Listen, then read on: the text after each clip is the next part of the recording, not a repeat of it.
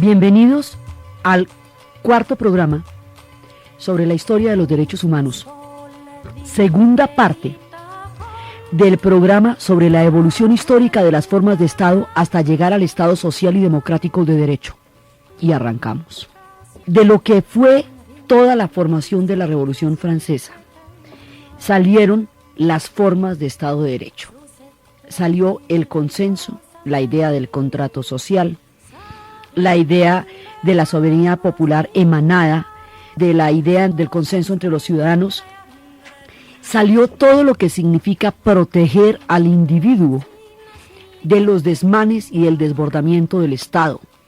Entonces de ahí salen los derechos fundamentales, por eso es que son negativos en un principio, porque son para evitar que el Estado pase por encima del individuo. Entonces de ahí sale el derecho a la libertad, a la igualdad, a la dignidad, a la vida, a la seguridad personal, a no ser torturado, a no ser esclavizado, a la personalidad jurídica, a la habeas corpus, que es el más antiguo porque es el que viene de la Carta Magna, a la justicia, a la defensa y al debido proceso, a la presunción de inocencia, a la privacidad y a la intimidad, a la circulación libre y domicilio, al asilo, a la nacionalidad, al matrimonio, a la familia, a la propiedad privada, a la libertad de pensamiento y conciencia, a la libertad de expresión, al derecho de asociación y al derecho de participación. Esa formulación de derechos, más la separación de poderes, para que los poderes se vigilen los unos a los otros y ninguno se pueda desbordar, más la idea de consenso y soberanía popular, concebido el Estado como un acuerdo de voluntades libres, nos lleva no solamente a un Estado de Derecho, sino a un Estado democrático, porque está constituido por ciudadanos, aquellos que han creado estas leyes y los mecanismos para que las leyes se vigilen las unas a las otras, son los ciudadanos libres. Entonces la condición para que este tipo de Estado se produzca es que sea un Estado democrático. Pero vienen muchos avatares. Todo el siglo XIX se están tratando de imponer este tipo de estados. Y es una larguísima lucha la del siglo XIX para que se impongan. Y hay momentos de retroceso terribles. Por ejemplo, después de Napoleón, cuando Napoleón es derrotado, Napoleón es el que va a expandir la idea de la Revolución Francesa por toda Europa. Cuando Napoleón es derrotado, viene un periodo en Francia que se llama la Restauración. Y la restauración es volver a la monarquía, porque ¿qué fue lo que hizo la Revolución Francesa? La Revolución Francesa acabó con una clase social que era la aristocracia y montó en el poder a una nueva clase social que era la burguesía. La palabra burgués viene de los habitantes de los burgos, que eran las incipientes ciudades en el mundo rural que había sido el medioevo. Los que habitaban esas pequeñas ciudades, los burgos, se llamaban los burgueses. Los que venían de esas pequeñas ciudades, los primeros artesanos, que luego fueron industriales, que luego fueron comerciantes, van a crear las grandes ciudades, y es de esa clase que proviene la gente que se va a tomar la Bastilla y que va a acabar con la aristocracia como clase social y a montar una nueva clase social que es la burguesía. Entonces, otra de las cosas que hace de la Revolución Francesa una revolución de tales proporciones es porque sustituye una clase social por otra. Pero luego va a haber un momento en que después de derrotado Napoleón van a tratar de volver atrás el reloj y dar marcha atrás como si lo que hubiera pasado no pasó. Y eso es lo que se llama la restauración, y vuelven y ponen un rey. Entonces vuelven y montan otra vez las luchas por la creación de todos estos derechos, y esas luchas ya son las revoluciones románticas, las barricadas en París, es lo que relata Víctor Hugo en Los Miserables, precisamente donde estaba luchando Marius, el amor de Cosette, la protegida, la niña linda de Jean Valjean en Los Miserables, era precisamente eso, las revoluciones románticas. Entonces en el siglo XIX sean 100 años de revoluciones en todas partes para tratar de imponer este modelo de Estado que estamos viendo. Y eso se da en todos lados. Y la fuerza de los nacionalismos va creando este modelo de Estado como los Estados de Derecho que se quieren imponer.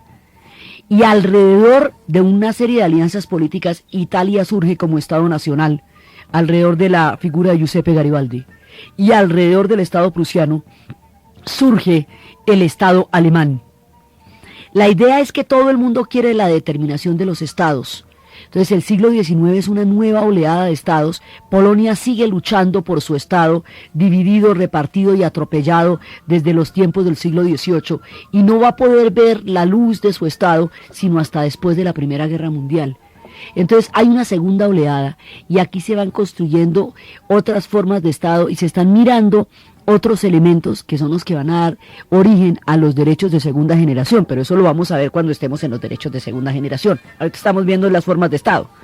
Entonces hay una segunda oleada que es cuando todos los pueblos están intentando crear este tipo de Estado y están luchando por formar este tipo de Estado, y a esas luchas es que se les llama las revoluciones románticas. Finalmente, poco a poco, todos estos estados van a terminar imponiéndose y van a crear las nuevas repúblicas que van a surgir en los años 30 después de la Primera Guerra Mundial. Pero entonces imagínense que va a pasar una cosa muy grave. Se crearon las primeras repúblicas que ya concebían estados democráticos, estados de individuos, estados basados en instituciones que eran capaces de controlarse las unas a las otras, que estaban representadas por la voluntad popular. Pero se atravesó una circunstancia terrible, la crisis de los años 30, el colapso de Wall Street y todo lo que fue la crisis del capitalismo en los años 30, empobreció de tal manera las sociedades, empujó a la gente a la desesperación. Pues sí, los corredores de bolsa se empezaron a lanzar de lo alto de los edificios cuando cayó el dólar y le cayó la moneda ese día en Wall Street. Entonces resulta que el mundo creía que la economía tenía sus propias leyes, que esas leyes se autorregulaban y que lo único que había que hacer era permitir que se desarrollaran libremente para que ellas encontraran un equilibrio, y eso era lo que se llamaba el liberalismo y era lo que se llamaba dejar hacer y dejar pasar, laissez-faire, laissez-passer.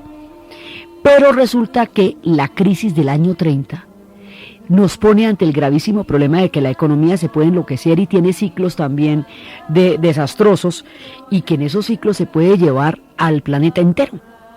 Y eso fue la crisis del año 30. Entonces la crisis del año 30 empezó a desesperar de tal manera a la gente, a llevarla a un punto de desempleo, de angustia, de esta inflación. La moneda dejó de valer, carretadas enteras de dinero se las cambiaba usted por un pan cuando usted estaba haciendo cola. En el momento en que llegaba a la ventanilla ya los productos se habían triplicado de precio.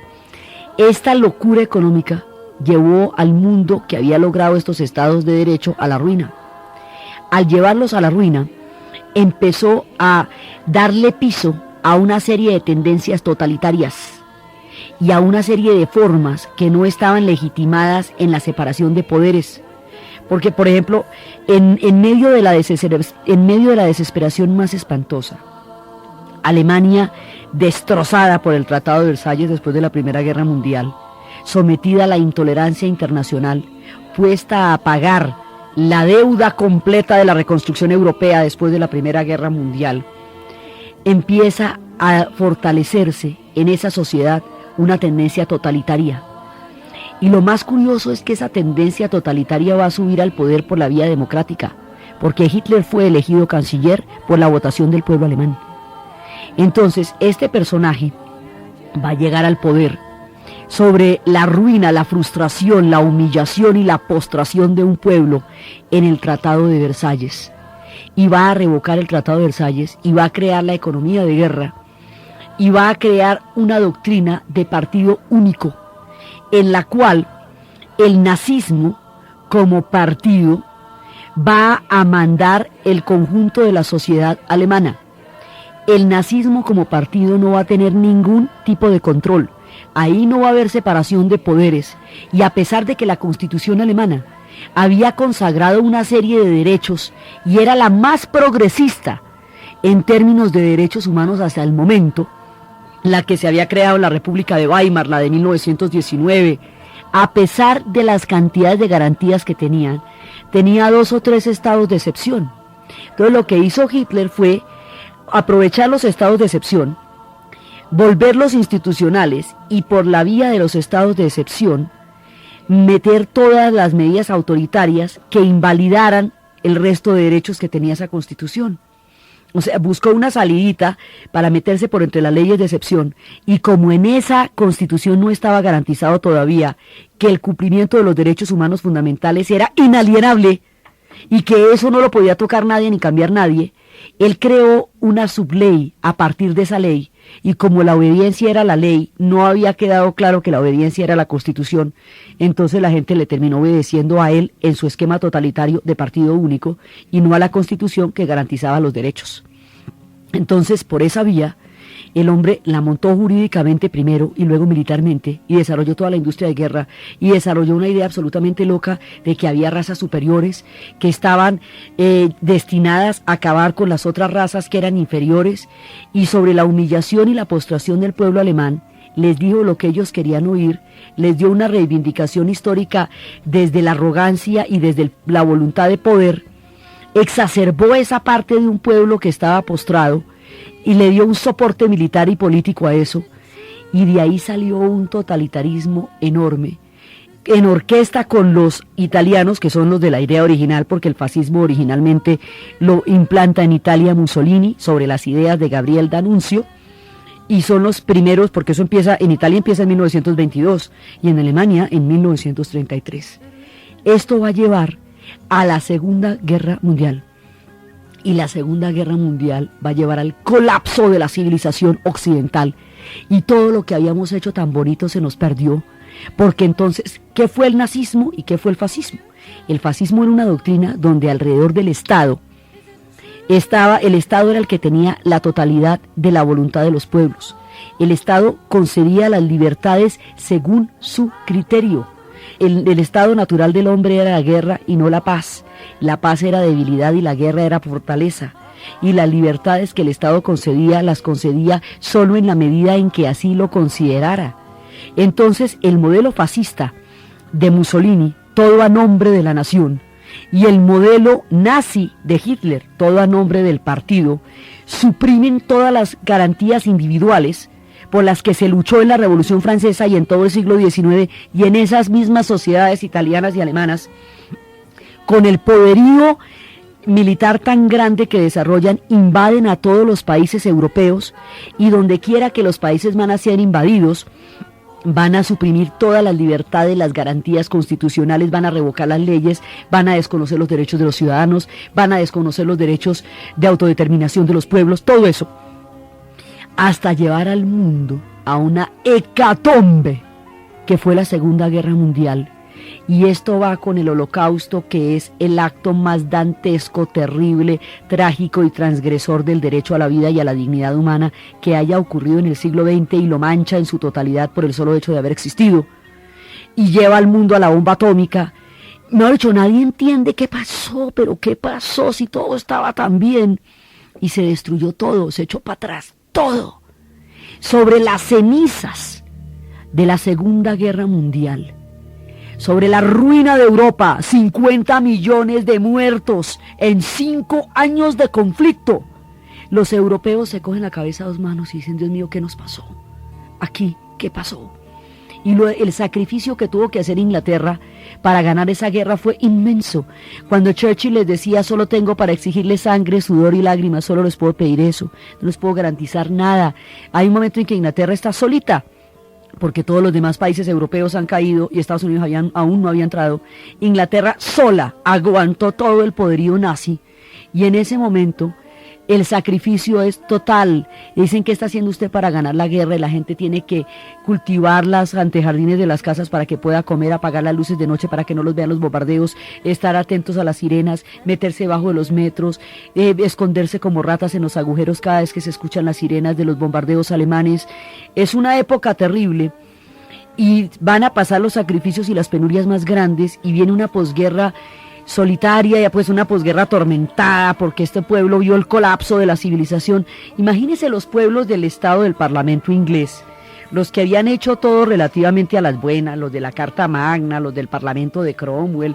Esta gente, digamos, que había desarrollado gradualmente la idea de un Estado de Derecho, colapsados, tratando de sobrevivir físicamente de los bombardeos nazis durante la Segunda Guerra Mundial.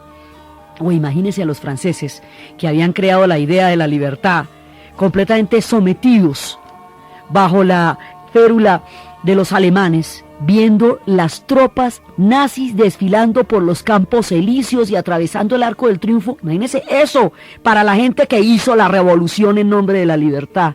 ¿Cómo sería de duro? Entonces los ingleses hicieron un sacrificio terrible.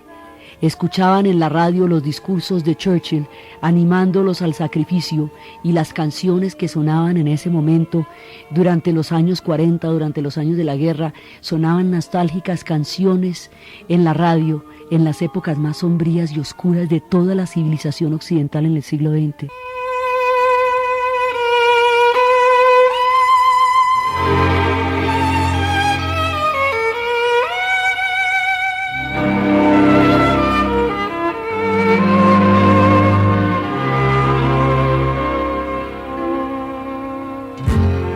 Let's say goodbye with a smile, dear. Just for a while, dear, we must part. Don't let the parting upset you. I'll not forget you, sweetheart.